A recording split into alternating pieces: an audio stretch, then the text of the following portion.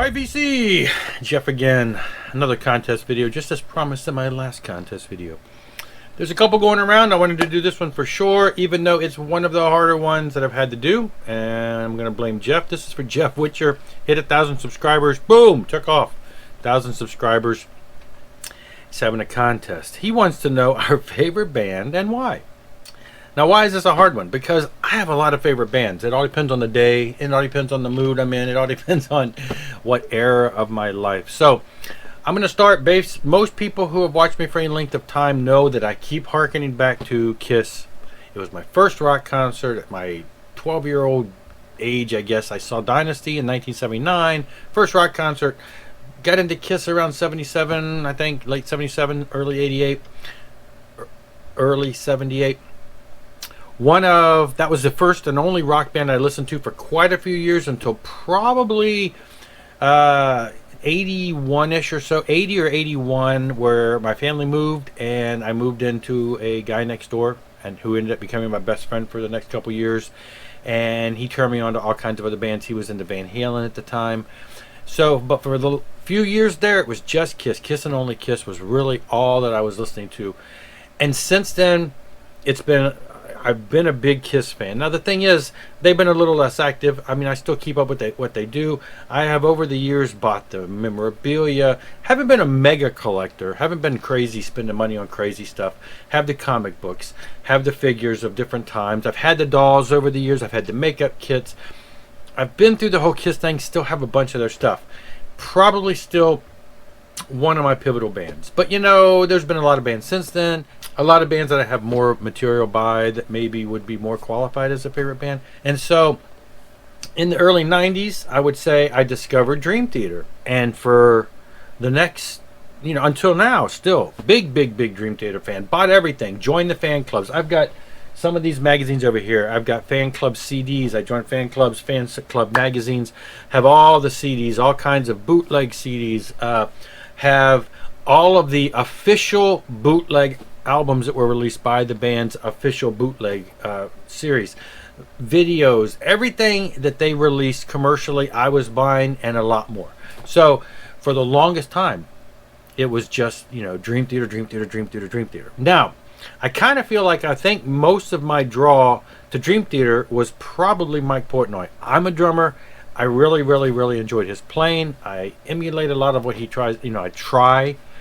People who have seen me at sometimes say, yeah, I can see that you listen to Portnoy. There's a little bit of that in there. So he's been an influence, and I listen to them because of the technicality of the drums and the instrumentation. So been a big prog metal fan in the Dream Theater vein. Now, through that, also got hooked on to Spock's Beard, another prog rock band. Mike Portnoy, the drummer from Dream Theater, went on to join forces with the singer from Spock's Beard and the bass player from Marillion and a guitar player from the Flower Kings, and they put out the band Transatlantic back in the 90s, I guess, and early 2000s, and fell in love with these guys. It was a super group from 4 different prog rock bands, but it included Mike Portnoy. Loved the stuff. It was definitely a little more on the prog rock side versus metal type feel that Dream Theater tended to have, but it was his influence that made me really enjoy this band. That in turn turned me on to Spock's Beard, because you got the singer for Spock's Beard. So then I started checking out Spock's Beard and started loving that. And this is just a more recent Spock's Beard release, but so that's Neil Morse. Then Neil Morse quits Spock's Beard, goes solo, and starts doing a solo album. Now he had come to faith, became a Christian, and started doing slightly more religious based stuff. This is like his testimony of how he came through all of that. But his number one right hand man is Mike Portnoy. So he carried over to this project and has done the drums on pretty much all the Neil Morse band still to this day. They still work together for that, and they still work together in Transatlantic, and they have a new band called Flying Colors with Steve Morse from Dixie Dregs, Deep Purple, another super group type thing.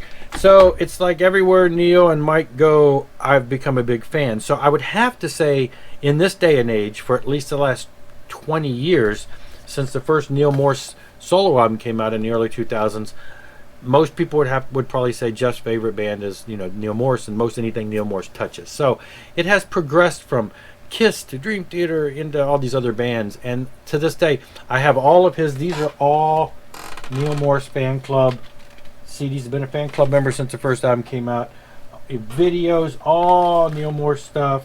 He's done solo albums, he's done Neil Morse band albums, he's done all kinds of side projects, praise albums, acoustic albums, and I just gobble it all up. So, have a lot of favorite bands for the longest time, and still to this day, huge fan of Kiss, huge fan of Dream Theater, huge fan of anything Mike Portnoy has touched with Neil Morse, and a lot of what Mike has done with other bands too. So, it's really tough to nail down a favorite band.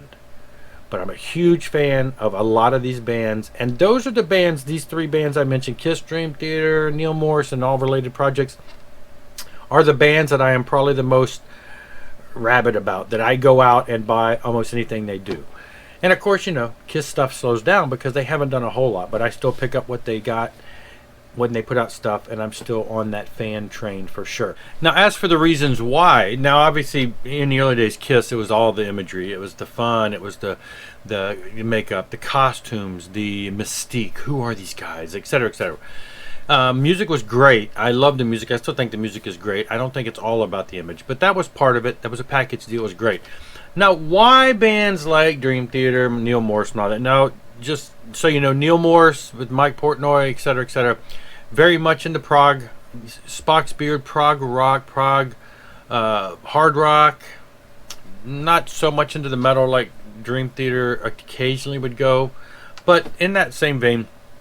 And I think the reason that those bands became so much of a favorite is mainly because as a musician, as a drummer, as a musician, and I think a lot of people do describe prog bands and bands like Dream Theater as a musician's band, as far as people who are a little more technical, people who are into instrumentation tend to be more, it seems to appeal to them more, it seems. And I think that's my draw, is that I listen to the intricate nature of the music. I listen to the odd time signatures, it changes, the drum patterns, especially how the drums play with the guitar and the key, it just how it all melds together in this amazing technical. It's not like they're just playing a 4/4 beat and everybody's just kind of rocking it out. Great, I love that kind of music too, but it's like a orchestra of chaos that is not chaos. It's just, it all comes together in this beautiful, and I don't even know how these guys write this stuff. How do they get these things? And then you watch the behind the scenes footage, and it's like, even they look like they're having a hard time with some of the way that they bring all this together and little pieces and stuff. It's crazy, but I think that's why I tend to lean towards that stuff, the prog rock. The Neil Morse has a lot of that too. Now, Neil Morse has a lot. I love his lyrical content, a lot of melody, he's very influenced by the bands like Yes and Genesis, and so he's got a lot of that melody, the Beatles, things along that line. So there's a lot of vocal harmonies and melodies and just a lot of that beauty that's intermingled into the chaos of some of the instrumentation. And so, but the chaos of the instrumentation, that's not chaos at all. It is a structured wonderland of beauty, is what appeals to me the most, is just the intricate nature of musicianship, the technical precision of the musicianship. And it's just, to me, it's a great blend. And so I like a lot of different kinds of music, but that kind of music I tend to gravitate towards. Mainly, I think it appeals to the instrument inside me that makes me appeal more to that intricate nature. So yeah, Jeff, it's a little tough because I have a lot of favorite bands, and I probably could have sat down and picked a whole bunch more, and because some of these bands are still active, it becomes tough. But that's, in a nutshell, what I'm going to stick with now, and hopefully that qualifies for this nice little rambling of favorite bands, plural in my case, for Jeff Whitcher. I'm sure if you watch me, you most likely watch him, even though I'm a better Jeff than he is. Plus, I'm a Jeff M. He's a Jeff W. So I'm more in the alphabet earlier than him. But yeah, you got to check out Jeff. Hilarious content, funny stuff, great stuff. He does a lot of collabs with other people. So anyway, check him out. I'll be back with another one, and I'll see you later. Rock on and rock hard.